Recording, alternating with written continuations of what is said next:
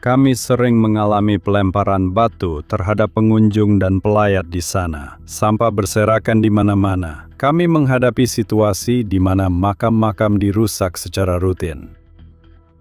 Itu adalah tempat penyalahgunaan narkoba terparah di Yerusalem Timur. Situasinya sangat buruk. Jika kita tidak membiarkan orang yang telah meninggal beristirahat dengan tenang, kita juga tidak akan hidup dengan damai.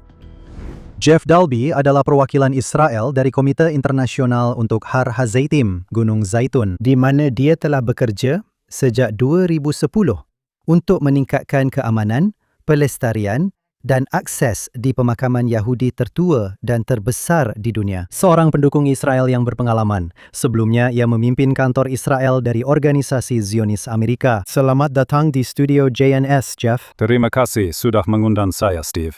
Ceritakan dulu sedikit tentang dirimu dan pekerjaanmu di Har HaZeitim. Tentu. Jadi saya berasal dari New York dan saya sudah tinggal di sini, di Israel, sejak tahun 2007. Dan saya sedikit mengetahui dalam kapasitas saya sebelumnya sebagai Direktur ZOA Israel tentang situasi di Har HaBayit di Gunung Zaitun. Tapi tidak sepenuhnya mengetahui. Pada November 2010, setelah pengawas negara Israel, Mika Lindenstrauss, mengeluarkan laporan pedas tentang kondisi di sana, saya menjadi sangat sadar. Jadi saya, bersama sejumlah orang lain dari Amerika Serikat yang orang tuanya dimakamkan di Har Zaitun, berkumpul bersama. Kami membentuk Komite Internasional untuk Har Zaitun, Gunung Zaitun. Kami bekerja sangat erat dengan pemerintah. Situasi saat itu begitu buruk sehingga sering terjadi pelemparan batu terhadap para pengunjung dan pelayat di sana.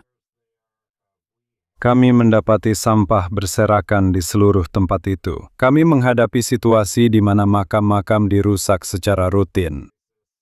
Ada balapan keledai di dalam pemakaman. Kami menemukan keledai mati di pemakaman itu. Tetangga-tetangga kami menggunakan pemakaman itu. Tempat itu menjadi lokasi utama penggunaan narkoba di Yerusalem Timur. Dan mereka menggunakan batu nisan vertikal sebagai tiang gawang sepak bola. Jadi situasinya benar-benar buruk dan pengawas negara benar-benar tepat.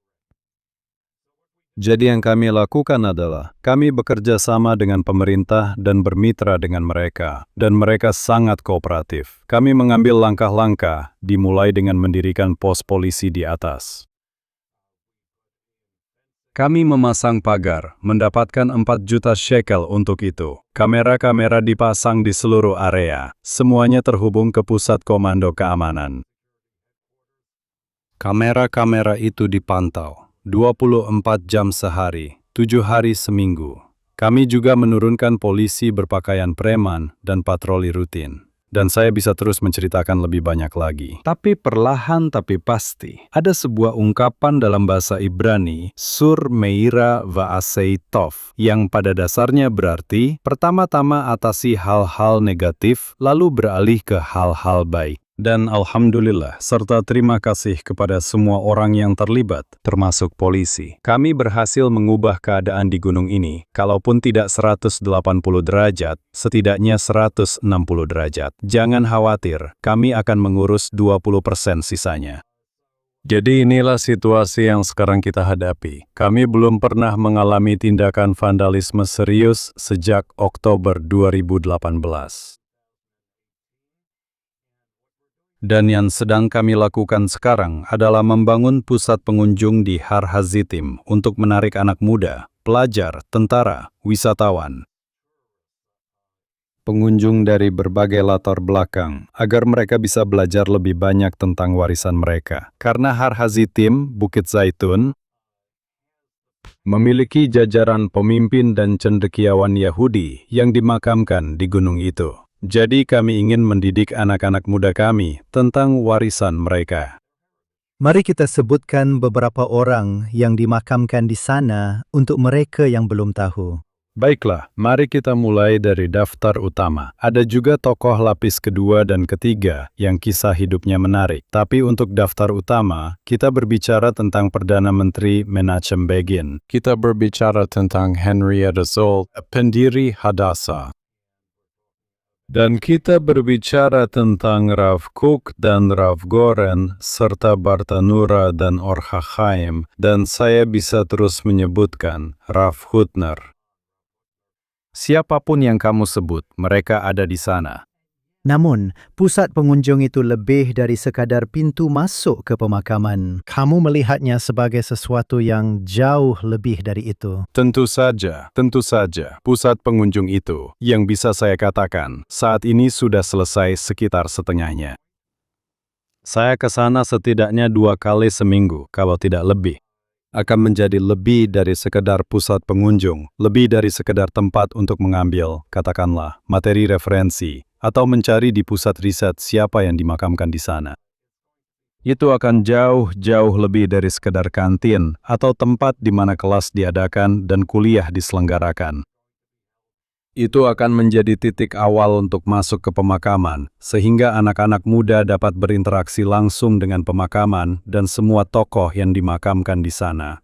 Maksud saya, untuk membuat pengalaman ini menjadi menarik bagi anak-anak muda, kami akan melakukan hal-hal seperti menggunakan augmented reality, di mana kamu menggunakan iPhone-mu, arahkan kameranya, misalnya, ke makam Menachem Begin. Di layar kamu akan muncul Menachem Begin. Dia akan memberikan narasi kepadamu. Dan kemudian di dalam narasi itu akan ada petunjuk untuk tujuanmu berikutnya. Dan sebenarnya, jika kita mengadakannya di sini pada sore hari, misalnya beberapa siswa yang duduk di sebuah sekolah di Toronto akan bisa terlibat dengan ini dan membantu kita dalam misi ini. Mereka menyebutnya misi. Jadi kami berharap bisa membawa pengalaman ini tidak hanya ke pusat pengunjung, tetapi juga ke makam itu sendiri dan kepada orang-orang serta kepada orang Yahudi di seluruh dunia akan bisa berpartisipasi dalam kegiatan-kegiatan ini. Dan bagaimana jadwalnya? Kapan Anda mengharapkan pembukaan resminya? Oke, baik. Mereka memberitahu kami.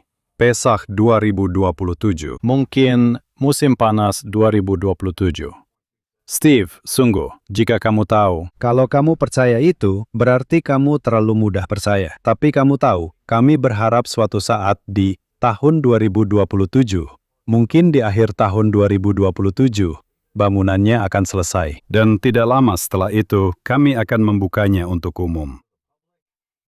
Dan saat ini kami sedang dalam proses mencari operator. Tender untuk operator itu akan segera diumumkan. Dan semoga kami akan mendapatkan operator yang siap memanfaatkan semua yang ditawarkan Bukit Zaitun. Tapi sementara itu, Anda masih menerima kunjungan dari orang-orang. Saya tahu Anda sendiri juga melakukan tur di sana, jadi orang-orang sudah bisa berkunjung. Saya memang rutin mengadakan tur. Bahkan, besok pagi, pukul 10.00, saya akan mengadakan tur jika ada yang ingin bergabung. Tapi ya, jumlah pengunjung telah meningkat dari angka terendah pada tahun 2014. Sekitar 200 orang per hari, sekarang lebih dari 2.000 orang yang berkunjung. Dulu, ketika kami masih punya industri pariwisata di sini, tempat ini adalah situs wisata ketiga yang paling banyak dikunjungi. Maksud saya adalah pemandangan luar biasa dari atas sana. Sudut pandang yang didapatkan itu unik, karena saya sedang melihat langsung dari studio ini ke arah pemandangan yang bisa Anda lihat dari puncak Bukit Zaitun. Setelah Yad Vashem, dan setelah Kotel, setelah Tembok Barat, sudut pandang dari puncak Bukit Zaitun ini adalah situs ketiga yang paling banyak dikunjungi. Yang sebagian besar dikunjungi oleh para peziarah Kristen. Tapi, Anda tahu, kami berharap bisa mengubah itu. Kami mengadakan acara di Bukit Zaitun dan akan membawa lebih banyak orang Yahudi ke Bukit Zaitun. Mirip dengan apa yang dilakukan wali kota Rudy Giuliani di Central Park pada masa ketika Central Park tidak aman dan dia membawa Metropolitan Opera, New York Philharmonic, Schaefer Music Festival, New York Public Library Film Festival. Adela Delacorte Shakespeare Festival ke Central Park. Nah, lihat saja, puluhan ribu orang datang. Polisi terpaksa melindungi mereka. Jadi, Central Park pada dasarnya menjadi aman, dan itulah tujuan kita di sini. Saya menyebutnya Julianisasi Bukit Zaitun, kecuali saya tidak mengejanya dengan GU di awal. Saya mengejanya dengan JEW. Oke, jadi tapi kenapa begitu? Sekedar melihat gambaran besarnya sedikit, mengapa sangat penting memiliki kehadiran Yahudi yang hidup di Bukit Zaitun? Ada beberapa alasan. Pada dasarnya ada 4 alasan mengapa orang-orang terlibat dalam inisiatif ini. Yang pertama, keamanan. Kami memulai dengan 3 mandat kami, yaitu keamanan, keamanan, dan keamanan. Dan sebagian besar kami telah berhasil mencapainya. Orang lain terlibat karena apa yang kami sebut dalam bahasa Ibrani sebagai kafot hamet, bahwa jika kita tidak membiarkan orang yang telah meninggal beristirahat dengan damai, kita juga tidak akan hidup dengan damai. Jadi itu adalah bagian besarnya, kehormatan dan rasa hormat untuk orang yang telah meninggal, pemakaman yang paling dihormati, pemakaman Yahudi yang paling suci di dunia. Keamanan dan kavod hamet. Dan alasan ketiga, yang sebenarnya adalah alasan saya, adalah pendidikan. Saya seorang pendidik sebelum pindah ke Israel. Selama 33 tahun saya mengajar di kelas. Jadi di sini kita punya kesempatan terbesar untuk mendidik generasi muda kita. Kami sangat peduli. Anda mendengarnya ketika kami berbicara tentang Hamyut kebersamaan sebagai bangsa Yahudi, bahwa masalah nomor 1 saat ini adalah identitas Yahudi di kalangan anak muda. Jadi di sini Anda punya kesempatan luar biasa untuk memperkuat keterikatan mereka pada identitas Yahudi. Itu nomor 3. Nomor 4 sebenarnya adalah salah satu alasan mengapa saya terlibat ketika saya bekerja untuk Zoa. Dan itu karena punggung Bukit Zaitun yang sebenarnya panjangnya 2 mil. Bukit itu membentang dari Har Hatzofim, Gunung Skopus di utara, sampai ke sebuah tempat yang disebut Kitmat Sion, di ujung selatan dari bukit panjang ini. Dan bukit itu melindungi, seperti yang saya lihat lagi di sini, bukit itu melindungi Yerusalem Timur. Jika kita kehilangan kendali atas wilayah itu, dan sayangnya, orang Arab telah membangun dari Bethlehem di selatan, dan dari Ramallah Albira di utara, ada lebih dari 38.000 bangunan ilegal. Dan jika Anda menganggap Bukit Zaitun sebagai titik penyekat, sebagai bagian sempit pada jam pasir, mencegah kedua tonjolan itu bertemu sangat penting untuk menjaga keutuhan Yerusalem Timur. Bisa dibilang, untuk seluruh Yerusalem. Tidak hanya itu, tetapi kita juga memiliki komunitas Yahudi yang indah di sebelah timur Hari Zaitim, seperti Mishor Adumim, Kfar Adumim, Ma'ale Adumim, Alon, Kedar. Komunitas yang indah. Mereka juga akan terancam jika kita kehilangan punggung Bukit Zaitun.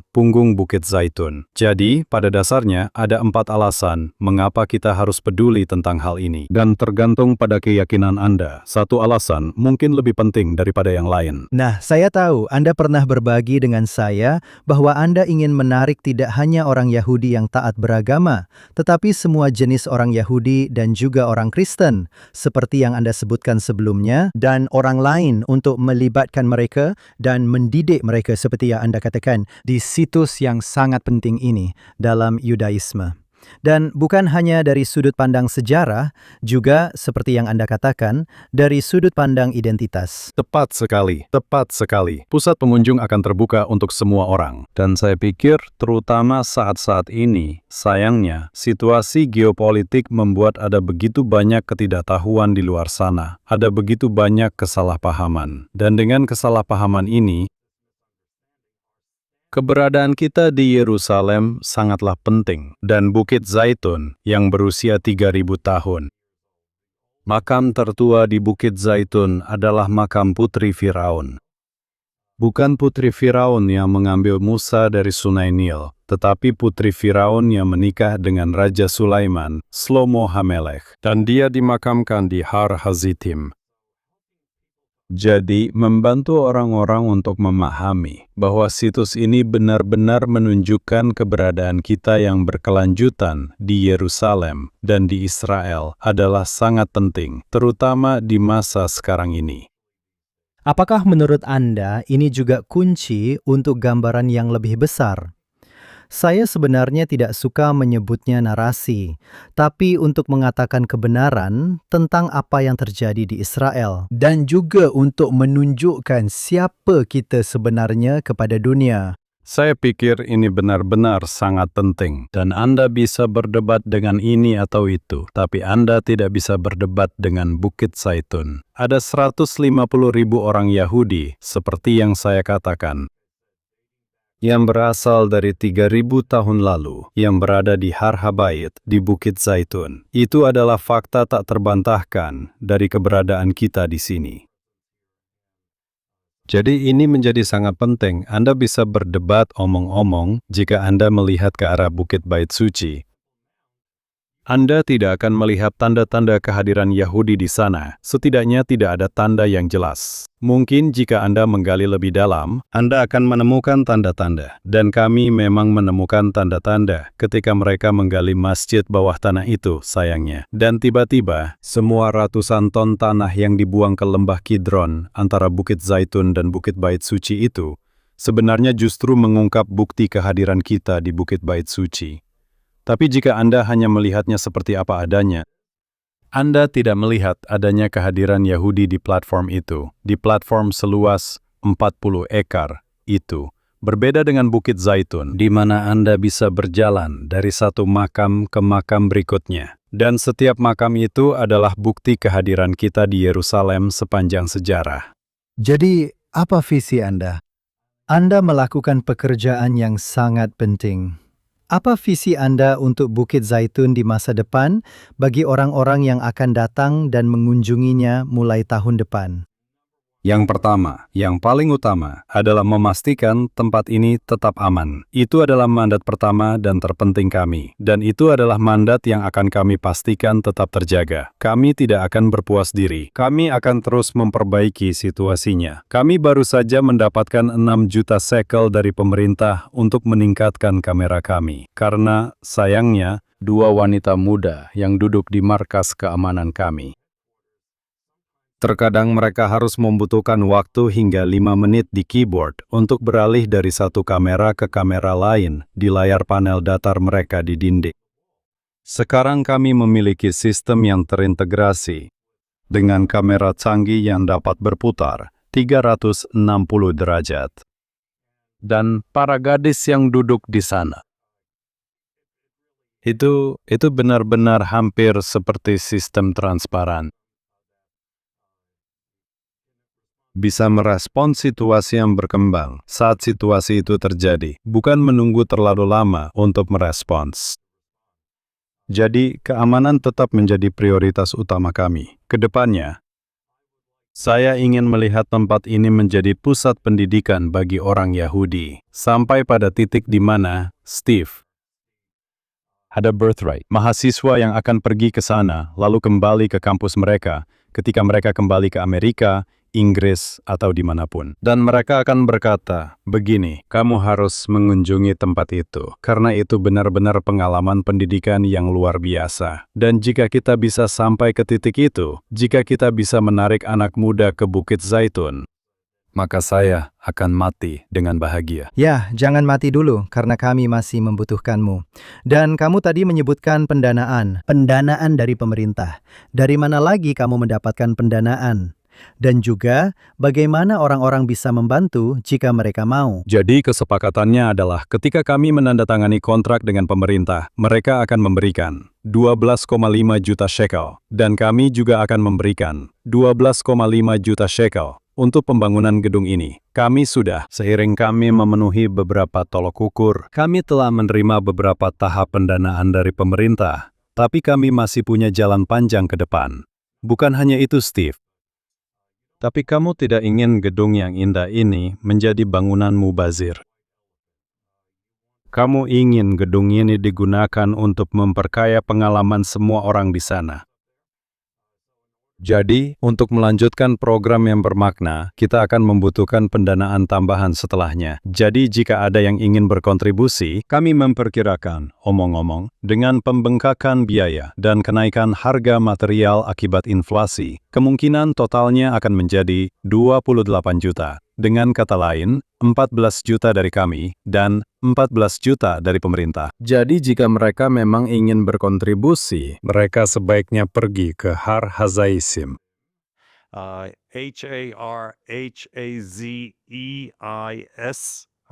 Hazaisim, harhazaisim.org. Dan di sana ada tombol donasi. Mereka bisa ke sana dan berdonasi dengan kartu kredit atau dengan cara apapun yang mereka pilih untuk berdonasi. Jeff Darby, senang sekali bisa menerima Anda di studio dan kami mendoakan yang terbaik untuk Anda.